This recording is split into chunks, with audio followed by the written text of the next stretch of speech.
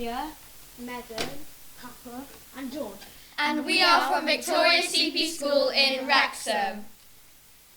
Today, we would like to talk about emotional well-being linked to growth mindset in school and life, and how developing a growth mindset will positively impact on our resilience and how we deal with setbacks.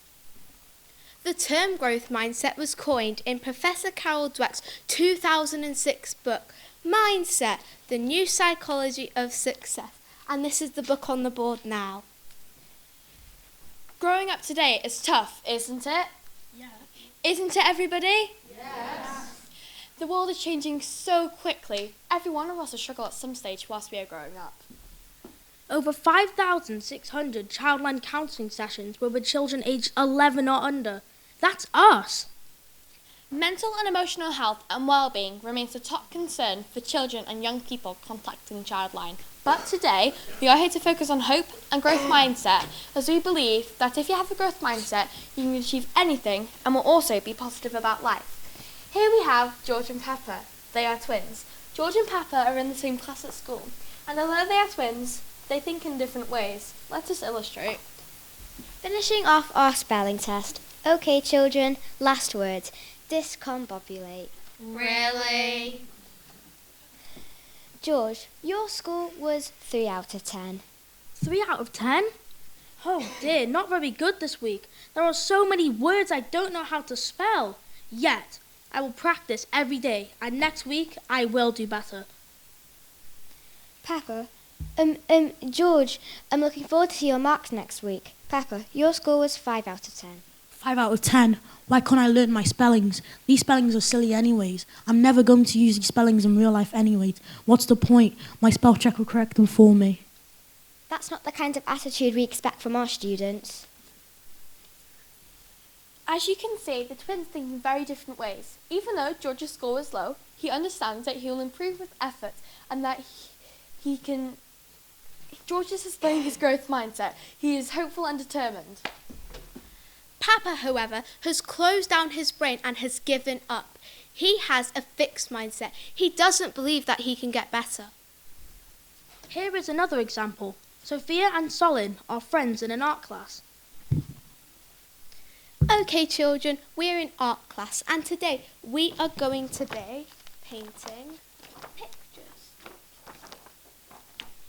Like this one I made earlier of Olivia Rodrigo. It's not artist level yet, but that's okay. I hope you can try as hard as I did. Ready, set, go! 1 hour later. Okay, children, pens and pencils down. We are going to share our pictures. Sophia, how about you share yours first? It's rubbish. I've tried so hard with all my techniques and shading, But it's not turned out how I wanted it. It doesn't even look like Taylor Swift. But I'll keep on trying until I get it right. Well done, Sophia. You've definitely improved since last year. Solin, how about you share yours next? Do I really have to show it? Yes, and then I'll give my honest opinion on it. Fine. This is Dua Lipa. It's rubbish. I tried so hard, just like you said. But you know what? I don't care. I'm not going to be an artist anyway. Well, that's not the kind of attitude to have, Solin. You need to be more positive. Have a growth mindset. Now you can see there's 2 really good examples of a fixed mindset and a growth mindset. There has been hundreds of studies claiming that you will most likely to do better with growth mindset in school. This in turn will lead to better opportunities in life. At Victoria CP School, we use My Happy Mind, which teaches us our brains can grow new pathways, and that is called neuroplasticity. It is a program that tells our brains it can grow and adapt to difficult situations. How can we all develop a hope and growth mindset that will stick through us through life? Number 1, embrace feedback. Number 2, embrace the power of yet. Number 3, make mistakes and realise they're part of the learning process. Number 4, set goals. And number 5, be kind to yourself. Here's a video of children in our class promoting My Happy Mind. I like My Happy Mind because it's calming and tells us brain information and makes us feel happy. I love my happy mind because I have a calm mind. I like my happy mind because it teaches us about our capabilities and what we can do. I like my happy mind because it makes me feel calm in situations when I'm anxious. I like my happy mind because it teaches us how to happy breathe. I love my happy mind because we get to realise our character strengths and what we can do. I like my happy mind because there's loads of character strengths and such as humour, prudence and zest. I love my happy mind because we get to learn about the different things in our brain. I like my happy mind because happy breathing makes me feel calm.